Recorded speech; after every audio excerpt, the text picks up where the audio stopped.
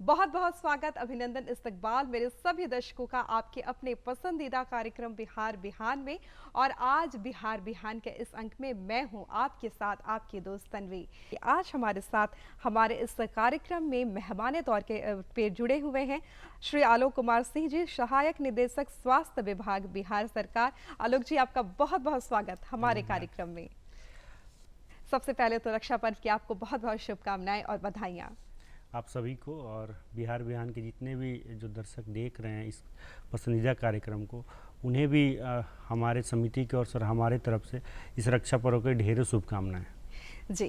जानना चाहेंगे आलोक जी आपकी पारिवारिक पृष्ठभूमि के बारे में, शुरुआत के दौर के बारे में आपके, फिर धीरे धीरे हम आपके आगे के सफ़र में आगे बढ़ेंगे। मैं अपना शुरुआती पृष्ठभूमि आपको अवगत करा दूं। मेरी जो प्राथमिक और सेकेंडरी जो एजुकेशन हुई गांव का स्कूल से हुई, और वहाँ तो जब हम लोग मैट्रिक्स में थे और उससे पहले जब 2002-2003 की बात है, और स्कूलें काफ़ी दूर हुआ करती थी और काफ़ी डिस्टेंस से तय करके जाना पड़ता था, लेकिन फिर भी हम लोग जाते थे और रेगुलर क्लासेस करते थे। आजकल तो सुविधाएं बहुत हो गई हैं, आजकल तो घर बैठे बच्चे क्लासेस कर रहे हैं। बिल्कुल। लेकिन उस समय क्या था कि आपको जाना ही है, या बारिश हो या धूप है, और सुविधाएं भी कम थी। उसके बाद मेरा जो लगाव था, शुरू से लगाव था मेरा कि समाज कार्य, और मैंने इसे शुरू से ही तय कर लिया था कि इसे मैं व्यवसाय के रूप में, अपने कैरियर के रूप में रखूँगा। तो उस उद्देश्य को पूरा करने के लिए मेरा पूरा प्रयास था कि बनारस हिंदू यूनिवर्सिटी में एडमिशन हो। मैंने वहाँ से इकोनॉमिक्स ऑनर्स में ग्रेजुएशन किया। उसके बाद मैंने मास्टर ऑफ सोशल वर्क किया काशी विद्यापीठ से, जो कि आप सभी को अवगत करा दें कि वो काशी विद्यापीठ भारत का दूसरा सोशल वर्क का इंस्टीट्यूट था, Tata institute of social sciences के बाद, और महात्मा गांधी के प्रेरणा से वो फैकल्टी खुली थी। और वो लोग भी अपना आज़ादी का 75 ईयर्स मना रहे हैं, इसलिए कि वो भी जो हमारा संस्थान का एस्टेब्लिशमेंट हुआ था, मेरा फैकल्टी का जो हुआ था, वो 1947 में ही हुआ था। तो भी हमारे लिए सौभाग्य की बात है। बिल्कुल। तो उसके बाद मैंने national institute of social defence join किया। वहाँ भी समाज कार्य से जुड़े कुछ अध्ययन करने के लिए मैं दिल्ली गया, और उसके बाद मैं कुछ ऑर्गेनाइजेशन में काम किया दिल्ली में। उसके बाद मैं बिहार सरकार में, यहाँ पे बिहार राज्य एड्स नियंत्रण समिति में जब दायित्व मिला, तो उसके बाद मैं 2012 से अब तक सहायक निदेशक युवा के पद पे कार्यरत हूँ। जी, यानी कह सकते हैं कि बचपन में ही वो समाज सेवा का बीज पड़ चुका था, और यही कारण है कि आपने उससे मिलता जुलता कार्य क्षेत्र चुना, जहां आपके भीतर की वो जो भावना थी वो भी पूरी होती रहे और कार्य भी चलता रहे। बहुत ही खूबसूरत। आज जानना चाहेंगे वर्तमान पद में आप जिस पद पर हैं, उस पद की क्या क्या जिम्मेदारियां हैं, उसके तहत आपको कौन कौन से काम करने पड़ते हैं? वर्तमान में जो मैं कार्य कर रहा हूँ ये बहुत चैलेंजिंग है, इसलिए कि आजकल यूथ के साथ काम करना एक बहुत बड़ा चैलेंजिंग और प्लेजर भी है। बिल्कुल। इसलिए कि यूथ मोबिलाइजेशन बहुत टफेस्ट जॉब हो गया है, और यूथ का इतने क्वेरीज होता है और इतने उनके डिजायर हैं, उन सभी को लेकर मैनेज करना और प्रोग्राम इम्प्लीमेंट करना। और मेरा शुरू से था कि हालांकि प्रोग्राम तो सरकार का है और सरकारी ढंग से चलाया जाता है, लेकिन मेरा शुरू से ये इच्छा था कि जितने युवा को डायरेक्टली प्रोग्राम से जोड़ा जाए। और मैं आपको बता दूं कि आज स्थिति ये है कि हम लोग जो प्रोग्राम चला रहे हैं, जैसे हमारा 3 प्रोग्राम चलता है। एक रेड रिबन क्लब, जिसमें महाविद्यालयों में बिहार के 396 महाविद्यालय में हम लोग HIV एड्स के उन्मूलन के प्रति जागरूकता और रक्तदान को बढ़ावा देने के लिए कार्य कर रहे हैं। एक अलग प्लेटफॉर्म पे रेड रिबन क्लब के माध्यम से।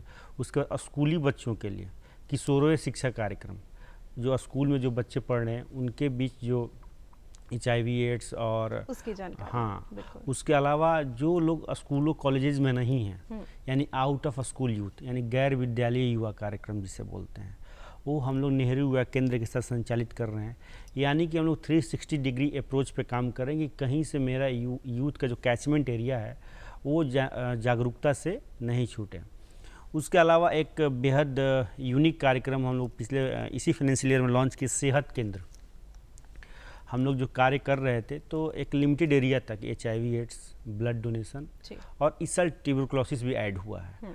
बट युवाओं का स्वास्थ्य का तो और भी मुद्दे हैं, जैसे मानसिक स्वास्थ्य, और मानसिक स्वास्थ्य की आपने बात की, ये एक ऐसी चीज़ है जिसको हमारा समाज शुरुआत से अनदेखा करते आया है, लेकिन आज के समय में सबसे ज़्यादा दरकार इसी चीज़ के है कि मानसिक तौर पे इंसान स्वस्थ रहे। बिल्कुल।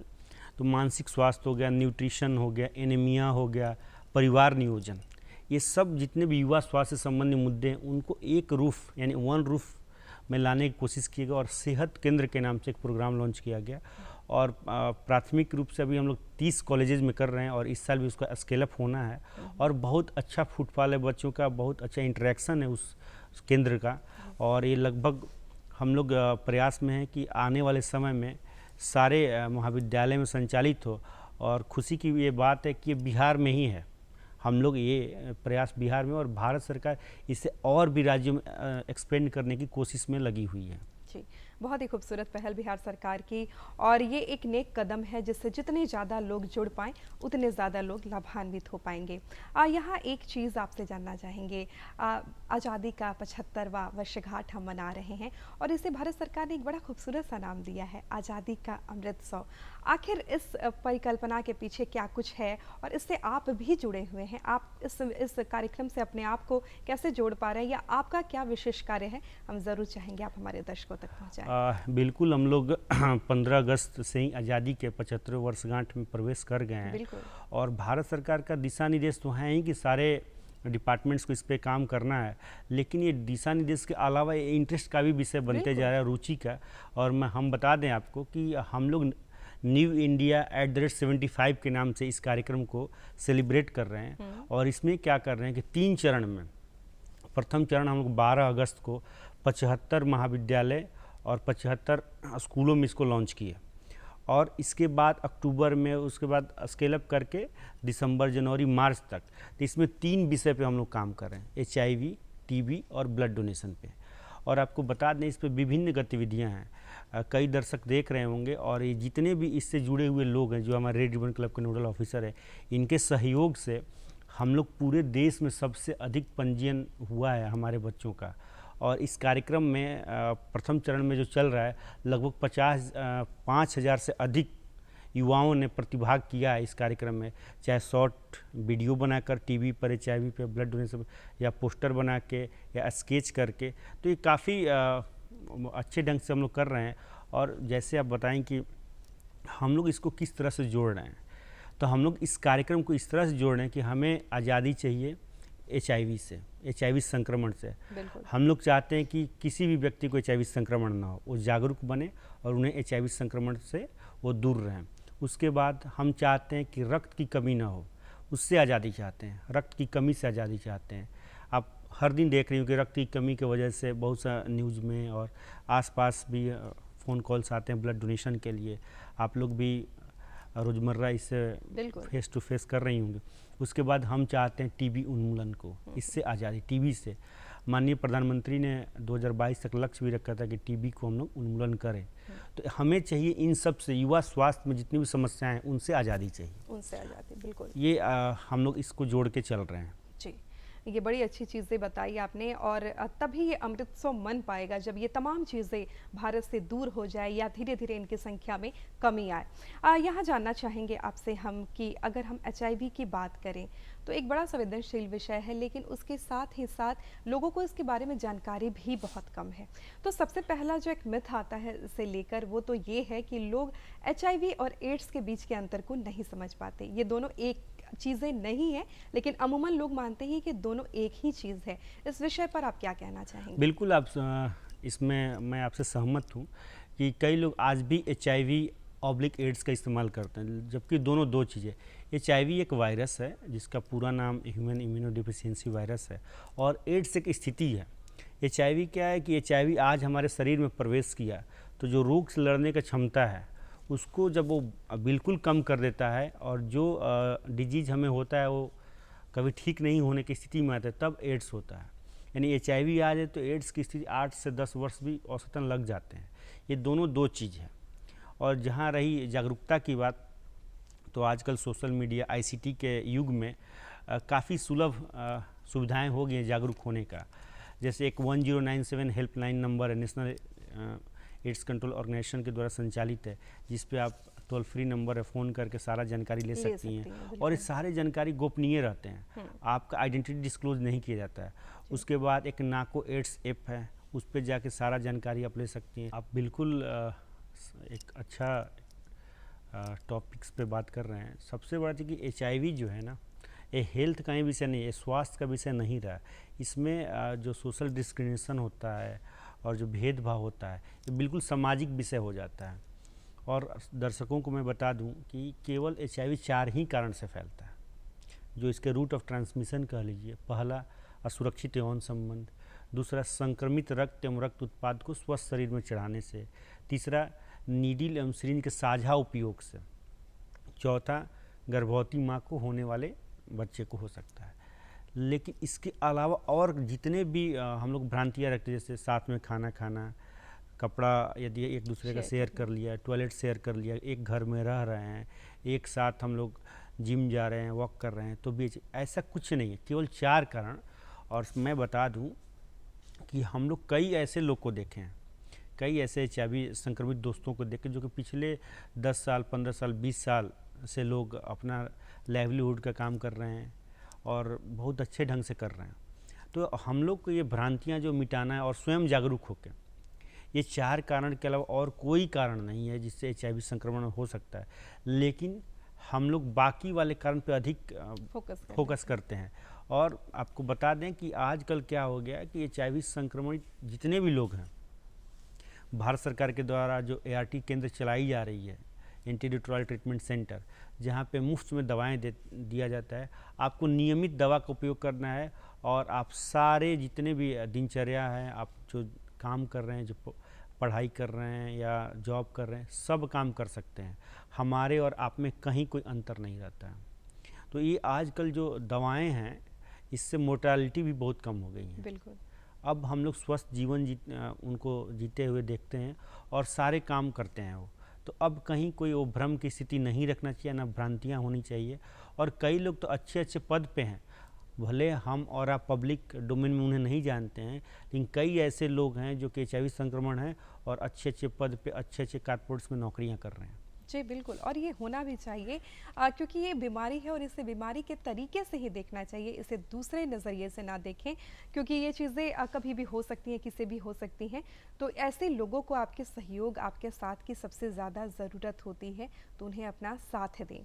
एक और इसके बारे में बड़ी क्या कहें, ये इसे सुन के हास्यास्पद भी लगती है, लेकिन लोगों को ये लगता है कि HIV या एड्स मच्छरों के काटने से भी हो सकता है। ये भी एक बड़ा पॉइंट है। इस विषय पे क्या कहना चाहेंगे आप? देखिए, इसमें सबसे पहला ही काउंटर है कि देखिए, जैसे ही HIV का पूरा नाम आप पढ़ेंगी, अब उसको देखेंगे तो उसमें ह्यूमन वर्ड जुड़ा हुआ है, यानी कि मानव से मानव ही वैरी करता है, और मस्कीटो तो मानव में आता नहीं है।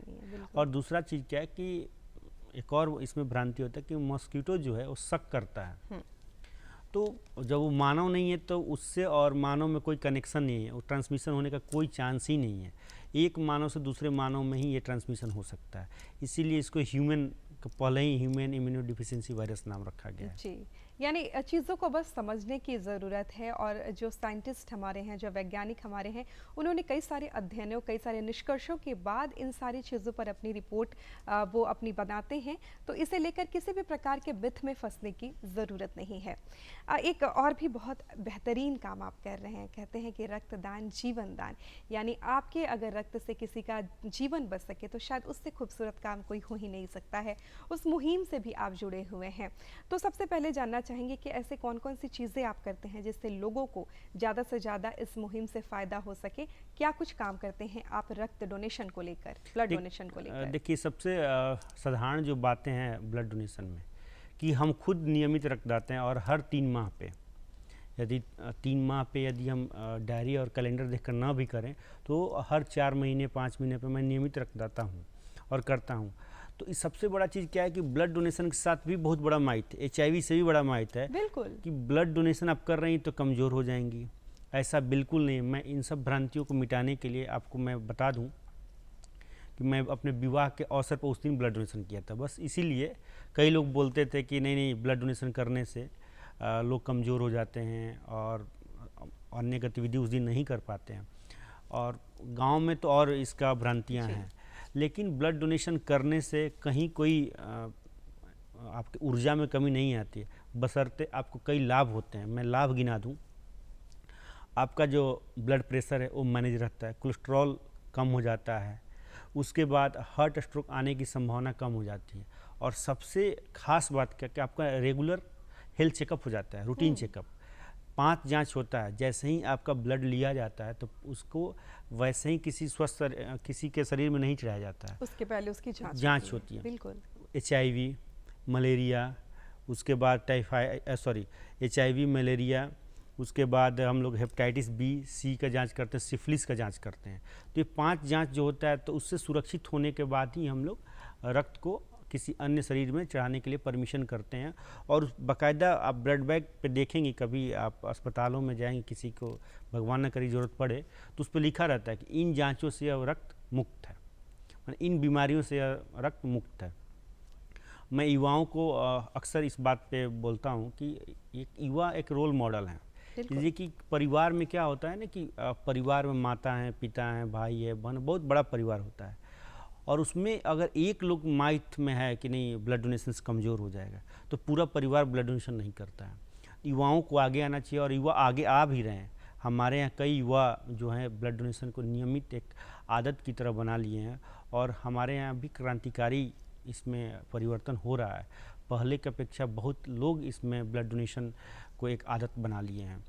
तो मैं युवाओं को यही कहूँगा कि सभी लोग नियमित रक्तदाता बने और नियमित रक्तदान करें, और इसके लिए बिहार राज्य एड्स नियंत्रण समिति और राज्य रक्तदान परिषद सभी का हमेशा सहयोग करती है इस मुहिम को आगे बढ़ाने में। अगर कोई इंसान ब्लड डोनेशन करना चाहे तो उससे सबसे पहले क्या करना चाहिए? कैसे वो आपकी संस्था से जुड़ सकता है? कैसे वो आप लोग तक आ सकता है? या फिर ब्लड डोनेशन के तुरंत पहले कौन कौन सी चीज़ें उसे नहीं करनी चाहिए या फिर करनी चाहिए? देखिए, रक्तदान करने के लिए सबसे जो खास चीज़ है कि जो सारे ज़िलों में, लगभग सारे ज़िलों में ब्लड बैंक्स हैं, नज़दीकी ब्लड बैंक पे जाएं, और जो ब्लड बैंक के प्रभारी हैं और जो ब्लड बैंक में स्टाफ्स हैं, उनसे वो बात करके ब्लड डोनेशन का पहले अपॉइंटमेंट भी ले सकते हैं, या उन्हें कैंप्स लगवाने हैं। यदि उन्हें अपने यहाँ कैंप्स लगवाने हैं तो एक पत्र देकर कैंप्स भी लगवा सकते हैं। रही बात कि ब्लड बैंक से पहले एहतियात क्या बरतना है, तो देखिए बहुत ये मिनिमम चीज़ें हैं। कुछ चीज़ें हैं जैसे कि आप कुछ जैसे सर्जरियां हैं, जैसे किसी का सर्जरी हुआ है, वो सर्जरी 6 महीने से पहले, या आपको टाइफाइड हुआ है, जॉन्डिस हुआ है, तो ये डॉक्टर्स लोग बेसिकली जैसे ही ब्लड डोनेशन करने जा रही हैं तो पूछी जाती है, और फॉर्मेट होता है, फॉर्म होता है, उस पर भरवाया जाता है। जब हमारे डॉक्टर संतुष्ट हो जाते हैं तभी आपका रक्त लिया जाता है। हम बात कर रहे थे ब्लड डोनेशन के बारे में, बातें कर रहे थे कि वो कौन सी चीज़ें करनी चाहिए या फिर वो कौन सी चीज़ें नहीं करनी चाहिए जिससे ब्लड डोनेशन किया जा सके। लेकिन एक चीज़ आपसे जानना चाहेंगे कि आखिर ये ब्लड बैंक जो होते हैं, जो ज़रूरतमंदों की सहायता के लिए बनाए जाते हैं, उसमें ब्लड आते कहाँ से हैं? इसकी जानकारी कई सारे दर्शक हमारे जानना चाहेंगे। देखिए, जैसा कि आप सभी जानते हैं, हम सभी जानते हैं कि रक्त का कोई विकल्प नहीं है, और नहीं कोई कृत्रिम इसका उपाय है, या कोई आप कह लीजिए तो कारखाना जो बोल लीजिए, यह केवल और केवल मानव शरीर में ही पाया जाता है। ब्लड बैंक्स में जो ब्लड आते हैं वो सारे डोनेशन के थ्रू आते हैं। तो पहला चीज़ है कि जो शिविर आयोजन होते हैं, कई संस्थाएं करती हैं, कई लोग करते हैं, उसमें ब्लड कलेक्शन होता है और ब्लड बैंक्स में जाता है। दूसरा क्या है कि जैसे हम लोग ब्लड डोनेशन, आपके किसी परिजन को ज़रूरत पड़ा ब्लड के, तो आप जब ब्लड बैंक्स जाती हैं तो बोला जाता है कि आपको 1 यूनिट देना पड़ेगा, इसलिए कि ब्लड बैंक्स में वो प्रतिस्थापन रोटेशन पे चलता है। आप दिए तो किसी और को चढ़ा, किसी और का ब्लड आपको चढ़ा।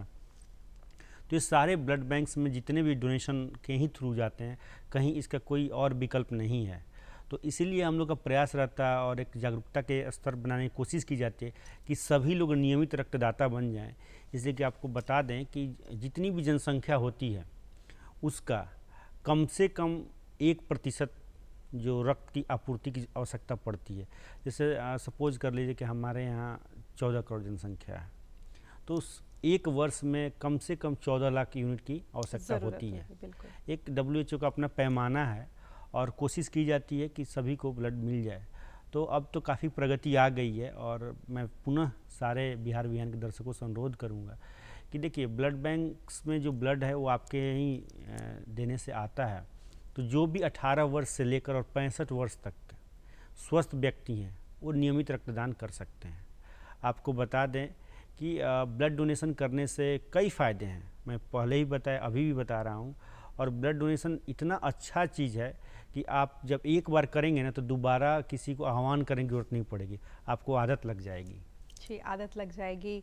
और ये एक इतना खूबसूरत कह सकते हैं कि भावना होगी कि आपके खून से आप किसी को जीवन दे सकते हैं, किसी की मदद कर सकते हैं, कि वाकई आपने ये बहुत अच्छी बात कही कि एक बार करने के बाद दोबारा किसी को कहने की ज़रूरत नहीं होगी। वो सिलसिला जो एक बार शुरू होगा वो फिर ताउम्र चलता रहेगा।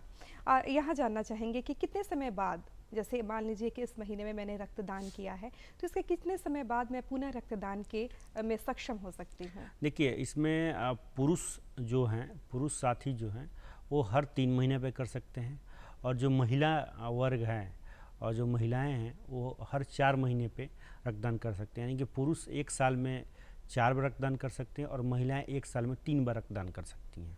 जी, ये एक क्रम है जिसके अनुसार चलना चाहिए। अगर पुरुष हैं तो वो तकरीबन 3 महीने पे और महिलाएं तकरीबन हर 4 महीने पे रक्तदान कर सकती हैं। अब अगर हम बात करेंगे उस विषय के जिस पे आपने बहुत अच्छा काम किया है, ट्यूबरकुलोसिस को लेके, जो अब आप में ऑफिस में एक नए वर्कीय में शामिल भी हो चुका है। तो जानना चाहेंगे इस बीमारी के बारे में। एक ऐसी बीमारी जिससे लोग पहले बहुत डरते थे और ऐसा माना जाता था कि लाइलाज है, पर समय के साथ बहुत सारी इम्प्रूवमेंट इसमें दिखने मिली और कम से कम अब वो भय लोगों के भीतर खत्म हो गया है जो टीबी को लेकर पहले था। क्या कहना चाहेंगे आप? देखिए, टीबी बिल्कुल हमारे लिए भी नया विषय है, इसलिए कि टीबी को इसलिए युवाओं के कार्यक्रम में जोड़ा गया, इसलिए कि एचआईवी और टीबी जो है वो सह संक्रमण है, को इन्फेक्शन। अर्थात किसी को यदि टीबी है तो एचआईवी होने का खतरा अधिक रहता है, और किसी को एचआईवी है तो टीबी होने का खतरा अधिक रहता है। तो इसमें क्या है कि आजकल जो क्षय रोग है, जिसको हिंदी में हम लोग क्षय रोग बोलते हैं, ट्यूबरकुलोसिस को, इसका इतना अच्छा मेडिसिन आ गया है, और एक कोर्स है डॉट्स जिसको बोलते हैं, direct observation treatment short course, यानी कि 6 महीने का है। आप नियमित खाएं 6 महीने, और जो भी हमारे डॉट्स प्रोवाइडर्स हैं या जो इससे टीबी से जुड़े हुए डॉक्टर्स हैं उनके सुपरविज़न में खाएं, ये बिल्कुल 6 महीने में समाप्त हो जाता है। और इसमें पहले वाला अब नहीं रहा, अब सुविधाएं गांव-गांव तक बढ़ गया है। तो टीबी में भी देखिए जागरूकता की बहुत आवश्यकता है, लेकिन टीबी के भी जो रोगी हैं और जो भी इस बीमारी के चपेट में थे, इनके साथ भी बहुत भेदभाव था। हालांकि स्वास्थ्य संबंधित रोग है, लेकिन अब उतने घबराने की ज़रूरत नहीं है। इसमें मेडिसिन इतने अच्छे आ गए हैं, इसको लेकर आदमी 6 महीने में स्वस्थ हो जाएगा। जी, यानी इसके प्रति जो एक बहुत ही एक कह सकते हैं ना कि लोग डर जाते हैं जब ये सुनते हैं कि टीबी की बीमारी अगर घर में किसी को हो गई है, खुद को हो गई है। लेकिन अगर नियमित रूप से इसकी, लेकिन एक सबसे खास बात ये है कि नियमित होना चाहिए। एक दिन भी दवाई छूटने पे वो काफ़ी परेशानियाँ कर सकता है, तो आप इससे निजात पा सकते हैं। एक बहुत ही संवेदनशील विषय जिस पर मुझे लगता है कि हर किसी को बात करनी चाहिए, लेकिन बात होती नहीं है, वो है मानसिक स्वास्थ्य की। विशेष तौर पर बात करें युवाओं की, तो मानसिक स्वास्थ्य के सबसे अधिक शिकार युवा ही देखे जा रहे हैं, क्योंकि करियर बनाने का प्रेशर, बहुत सारी चीज़ें ऐसी होती हैं जो युवाओं पर बहुत ज़्यादा इफेक्ट डालती हैं। इस विषय पर आप क्या कहना चाहेंगे? देखिए, मेंटल हेल्थ अभी तक हम सभी के लिए एक इग्नोर किया जाने वाला विषय था, इसलिए कि बीमारी मतलब हम लोग समझते हैं कि शारीरिक रूप से कोई व्याधि हो। यदि कोई शारीरिक रूप से व्याधि है तो उसको बीमारी मानते थे। लोग मानसिक रूप वाले जो विकार हैं और बीमारी है उस पर बहुत अधिक ध्यान नहीं दिया जाता था। लेकिन आजकल क्या है कि आपको एक एग्जांपल देकर मैं बता रहा हूँ, जितने भी एक्सीडेंट्स हो रहे हैं, जितने भी ट्रॉमा हो रहे हैं, खासकर यूथ से रिलेटेड, जो कि आप 22-24 और इनसे कम उम्र के लोग के साथ देख रहे हैं जो भी एक्सीडेंट हो रहे हैं, वो सारा जो कारण है ना, मेंटली डिजॉर्डर का है। हम समझते नहीं है, जैसे कोई बच्चा बहुत एग्रेशन में है तो हम लोग समझते गुस्सा है, वो एक डिजॉर्डर है। यदि कोई चीज़ कोई बच्चा बहुत रिपीट कर रहा है बार बार, वो भी एक डिजॉर्डर है, लेकिन हम नहीं समझते। हम समझते हैं कि नहीं, ये नॉर्मल रूटीन है, व्यवहार है। बिल्कुल। इसलिए कि देखिए आजकल क्या है ना कि जो स्कोप्स हैं और जो रिसोर्सेज हैं, इसमें बहुत कॉन्फ्लिक्ट चल रहा है। बच्चे के पास डिजायर हाई है, प्रेशर है, पेरेंट का प्रेशर है, स्कूल का प्रेशर है, पीयर्स का प्रेशर है, सबसे अधिक तो पीयर्स का प्रेशर है। यदि कोई बच्चा कोई चीज़, आप अमूमन देखते होंगे सोशल मीडिया पे या जो भी अखबार में, सोशल मीडिया का दुरुपयोग भी यहीं से बढ़ा है। कुछ भी होता है घर में, बच्चे क्या होते हैं उसको अपडेट करने की कोशिश करते हैं अपने इंस्टा पे, फेसबुक पे, जो भी है, यूट्यूब पे, व्हाट्सएप में स्टेटस लगाते हैं। ये सारा एग्रेशन है और सारा ये बेकार है, जिसको हम लोग को अंडरस्टैंड होना चाहिए, हमें समझना चाहिए और बच्चे की काउंसलिंग करनी चाहिए। अगर हम घर में उन्हें समझा सकते हैं, बता सकते तो ठीक है, नहीं तो हम लोग उसे मानसिक स्वास्थ्य केंद्र में भी दिखाएं। और आजकल तो आपको बता दें कि जितने मेंटल हेल्थ प्रोफेशनल्स हैं, काउंसलर्स जो हम लोग बात करते हैं, वो हाईली पेड होते जा रहे हैं।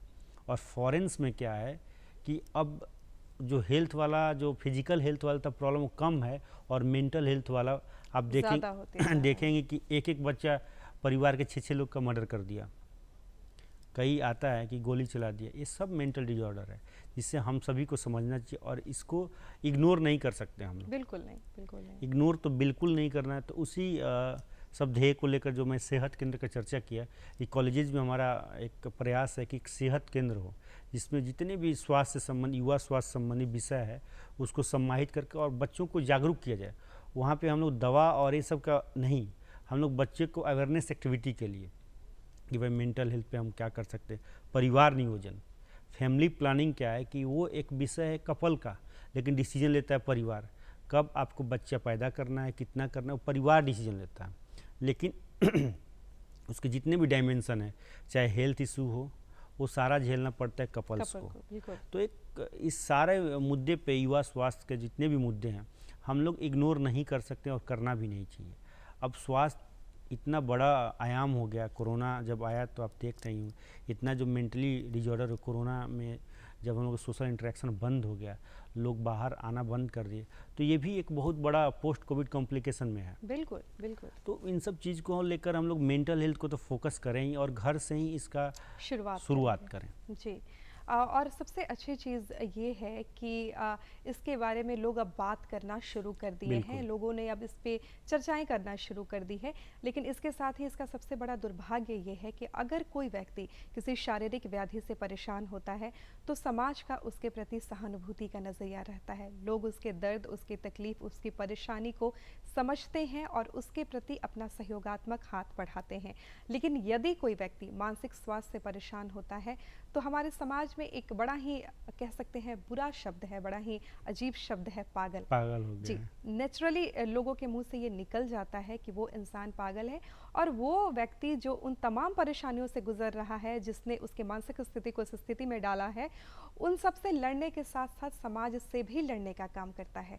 समाज उसके प्रति एक हास्यास्पद छवि बना देती है, जो कि सर्वथा गलत है। और सबसे पहले मुझे लगता है कि उन लोगों के इलाज से पहले समाज को अपने नज़रिए के इलाज की ज़रूरत है। लोगों को इस नज़रिए में बदलाव की ज़रूरत है कि जैसे शारीरिक बीमारियां तकलीफ दे होती हैं, वैसे ही मानसिक बीमारियां भी तकलीफ दे होती हैं। और उस इंसान की तकलीफ कितनी ज़्यादा और इसलिए बढ़ जाती है क्योंकि वो अपनी तकलीफ को बयां नहीं कर सकता है, वो खुद ही नहीं समझ पाता कि उसके साथ क्या हो रहा है और क्या कुछ उसका इलाज होना चाहिए। तो आइए थोड़ा सा हम संवेदनशील बने और इस विषय पर अपना सहयोग भरा हाथ उन लोगों तक पहुंचाएं जो इस तरह की परेशानियों से गुजर रहे हैं। जानना चाहेंगे, आपके विभाग बहुत सारी शानदार चीज़ें कर रहा है, बहुत सारे उल्लेखनीय कार्य कर रहा है, लेकिन सबसे ज़रूरी है कि लोगों तक वो चीज़ें पहुँचे, क्योंकि कई बार क्या होता है कि सरकार योजनाएं बनाती हैं, बहुत बेहतरीन काम भी होता है, लेकिन कुछ ही लोग उससे लाभुक हो पाते हैं, बहुत ज़्यादा लोगों तक वो चीज़ें पहुँच नहीं पाती है। ऐसे में लोगों तक अपनी पहुंच बढ़ाने के लिए आप क्या कुछ करना चाहते हैं? देखिए, लोगों तक हम लोग पहुंच बनाने के लिए आजकल सबसे आसान और सुगम सोशल मीडिया है। हम लोग सोशल मीडिया के थ्रू, जो हमारे बिहार स्टेट एड्स सोसाइटी का पेज है, उसके थ्रू हम लोग जितने भी कार्यक्रम संपादित होते, जितने भी उपलब्धियां हैं, उसको साझा करते हैं। वर्तमान में आपको मैं बता दूं कि बिहार का जो हमारा PMCH है, उसमें मेरा SRL एक लैब है, स्टेट रेफरेंस लैब, जो कि HIV की जितनी जांचें होती है उसका गुणवत्ता का वो नियंत्रण करता है और उसे एक तरह से एग्जामिन करता है। उसको बिहार में प्रथम NABL सर्टिफिकेशन, जो कि एक NABL जिस तरह ICMR एक बॉडी है, उसी तरह भारत सरकार की एक बॉडी है जो कि सर्टिफिकेशन देता है लैब्स का गुणवत्ता का, उसको 18 अगस्त को प्राप्त हुआ है और ये पहला है बिहार का। तो हम लोग इन सारे जितने भी गतिविधियाँ जो भी उपलब्धियाँ हैं सोशल मीडिया के थ्रू, फेसबुक, यूट्यूब और इन सब माध्यमों के, और सबसे खास ही मैं एक बार पुनः जिक्र कर दूं 1097 जी। किसी भी दर्शक को यदि HIV और एड्स से संबंधित किसी भी प्रकार की जानकारी चाहिए या कोई कंप्लेन भी करना हो तो आप 1097 पे जाकर आप कॉल करके उस पर आप जानकारी ले सकते हैं। जी, यानी आप अपनी तरफ से हर मुमकिन कोशिश कर रहे हैं लोगों की परेशानियों को दूर करने के लिए अपने विभागीय स्तर पर, अपने निजी स्तर पर। बस ज़रूरत है लोगों को भी आगे बढ़ने की, और तभी ये मुहिम सही मायनों में साकार हो पाएगी। आलोक जी, आज आप यहाँ आए और इतनी शानदार बातें हमारे दर्शकों तक पहुँचाई, इतने संवेदनशील मुद्दे पर अपने विचार रखें, इसके लिए आपका बहुत बहुत धन्यवाद। और हम उम्मीद करते हैं आगे भी आप यूँ ही कई सारे ये सुंदर काम करते रहेंगे। क्या कुछ कहना चाहेंगे चलते चलते हमारे दर्शकों को आप? देखिए, मैं दर्शकों में और ख़ासकर युवाओं से आह्वान करूंगा कि हम लोग जो आज़ादी के अमृत पर्व मना रहे हैं इसमें हम सभी सार्थक योगदान करें, और सभी जिस तरह माननीय प्रधानमंत्री का ये आह्वान है कि हम लोग इसको स्प्लेंडेड ढंग से सेलिब्रेट करें, तो हम सभी का कंट्रीब्यूशन होना चाहिए आज़ादी के अमृत पर्व में। और यह अमृत पर्व अब शुरू हो गया है, हम लोग किसी माध्यम से, जैसे हम लोग न्यू इंडिया कैंपेन कर रहे हैं, इसमें आप शामिल हो सकते हैं। वीडियो प्रतियोगिता में, आप पोस्टर कंपटीशन में, स्टोरी टेलिंग में, और जो भी आप कर सकते हैं। तो आप इन सारे चीज़ के अतिरिक्त और भी जो आज़ादी के पर्व मनाए जा रहे हैं विभागों की तरफ, उसमें भी जुड़ सकते हैं और नियमित रक्तदान करें और समाज को एक नया आयाम दें। Thank you. बहुत सुंदर, बहुत सुंदर। आप यहाँ आए, अपना कीमती वक्त आपने हमें दिया, इसके लिए आपका हृदय से धन्यवाद। Thank you very much. तो दर्शकों, आज हमारे साथ थे श्री आलोक कुमार सिंह जी, और बहुत ही खूबसूरत बातें उन्होंने आपके और हमारे साथ साझा की। लेकिन दर्शकों, हमारे लिए सबसे खास पल वो होता है जब आपके प्यार से पगे पत्र हम तक पहुंचते हैं, और उन पत्रों को हम तक पहुंचाने के लिए बेहद ज़रूरी कि हमारा पता हो आपके पास। तो फटाफट उठाएं कागज़ और कलम और नोट करें हमारा पता। हमारा पता है कार्यक्रम बिहार बिहान, निदेशक DD बिहार, दूरदर्शन केंद्र पटना, फ्रेजर रोड पटना 800001। हमारा ईमेल एड्रेस है डायरेक्टर DD के Patna @gmail.com।